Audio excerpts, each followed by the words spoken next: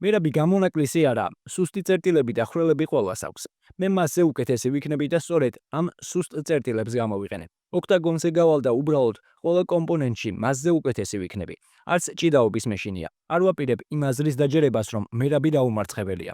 მას ყველა ბრძოლაში ჰქონდა ისეთი მომენტები, სადაც მისი დამარცხება შეიძლებოდა. როდესაც ოქტაგონში შევალთ, მერაბს ვაიძულებ, რომ მე გამისვლოს და არა პირიქით. ამჟამად თავს ძალიან კარგად გრძნობ. ბევრს ვარჯიშობ და ვიცი, რომ ეს შედეგს გამოიღებს. ხალხი ამბობს, რომ მერაბი გაუჩერებლად ვარჯიშობს და ვიცი, რასაც გულისხმობენ, მაგრამ ისიც ვიცი, რასაც მე ვგულისხმობ. როცა ამას ვამბობ, ბევრს ვარჯიშობ და ყოველდღიურად ვუმჯობესდები. ჩემს არსენალს ყოველთვის ახალი იარაღს ვამატებ. ამ სპორტში ერთ-ერთი რაც ყველაზე ძალიან მიყვარს, ახალი იარაღების დამატებაა.